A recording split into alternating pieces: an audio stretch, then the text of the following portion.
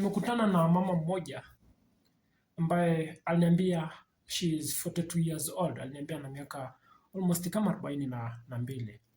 Nilimuuliza maswali mawili.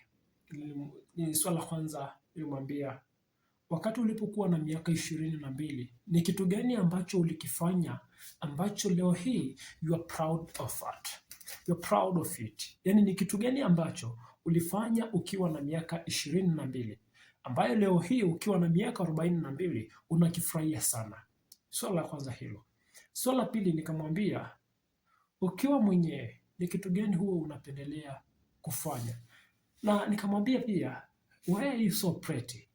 Una miaka 42 lakini you look like a 29 years old girl, au unaonekana kama una miaka 30, but you told me una miaka 42.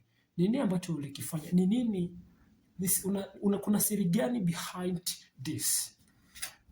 Wow, yule mama alikaa kama dakika 2 anafikiria lile swali nililomuuliza. Kitu cha kwanza alichonijibu akaniambia kwamba never stop believing. Usiwahi kuacha kuamini. Imani ni kitu kikubwa sana, hasa kwenye maendeleo yako binafsi. Unajua, wengi wetu tumekuwa tukidoubt hustle zetu, tukidoubt kazi zetu, tukidoubt mapambano yetu kwa sababu tumepoteza imani. Simaanishi imani ya kuamini vitu vingine, na maanisha kuamini uwezo wetu, na maanisha kuamini kile ambacho tunakiweza. Believe in ourselves, kujiamini, yani kuamini nafsi zetu, kuamini akili zetu, kuamini uwezo wetu kwamba we can do something. Aliniambia never stop believing. Hata kama umefika kwenye hatua kwenye maisha unaona this is the end, hata kama umeenda kwenye interview umekataliwa, usiseme hapa sio mwisho. Usiseme hapa ni mwisho. Unatakiwa ujue kwamba that is just a way. Hiyo ni njia. Never stop believing. Kitu cha pili aliniambia, jitunze, jipende, jipe nafasi, jipe muda, jipe fursa. Never stop like yourself or love yourself. Na ndo pale nikakumbuka na kitu kimoja nilishawahi kusoma kwenye kitabu cha Big Trust. Ilikuwa inaongelea masuala ya kuweza kujipenda, ya kuweza kujipa muda. Hili nikajifunza kitu kimoja kwamba tupo tayari kuwapa watu wengine muda, tupo tayari kuwapenda watu wengine, tupo tayari kuwajali watu wengine, lakini sisi binafsi huwa tunajisahau. We don't like ourselves. We don't give ourselves enough time to think. We don't love ourselves. We don't buy good things to ourselves. We don't cook a very beautiful food to ourselves. We don't go somewhere special just to enjoy for ourselves. Tunatamani uwe na rafiki yako, unatamani uwe na girlfriend yako, uwe na boyfriend wako, uwe na baba yako, uwe na mama yako, uende na auntie yako, uende na nani, classmate, co-worker, au mtu mwingine yeyote.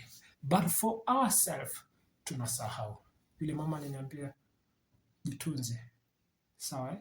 Jipe muda wa kukaa mwenyewe, zungumza mwenyewe. Think about your life. How is it going?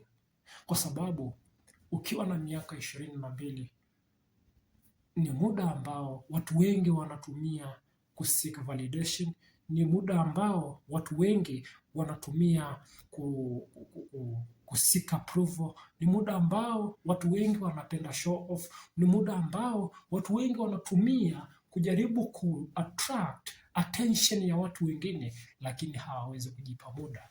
Ni muda ambao watu wengi wanawatafuta watu ambao sio sahihi. Ni muda ambao watu wengi wanatumia kufanya raha za muda mfupi na wakasahau kwamba tomorrow there is glory. Kanambia, I am 42 years old, but I am so happy more than a 22 years old guy. Nilishangaa.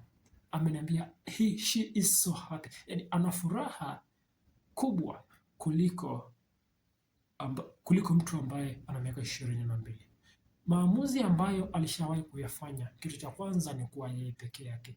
Kitu cha pili ni kujitunza. Kitu cha tatu ni kufocus na kitu kimoja. That's why we come and say, wow, if you focus on one thing, unaweza ukafika mahali ambapo wewe mwenyewe hukuwahi kutarajia, yaani wewe mwenyewe hujawahi kufikiria. Kanaambia, if you have a dream, get out and protect it. Usijali watu watasemaje, usijali watu wataongea nini, usijali watu watacomment vipi, go and do it. Wow, nimejifunza kitu kikubwa sana, and he truly inspired me to believe in myself, to love myself and give myself time while no one else is watching. For you today, you are there watching others people become successful, lakini wewe haujipi muda. Lakini rafiki yako akakwambia, hey, can we have an appointment? Wewe wa kwanza kuruka. Wewe, you can buy an iPhone to your girlfriend, but you can't buy an iPhone to yourself.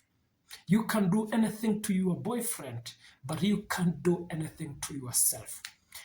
Love, self-love, come first before anything comes around.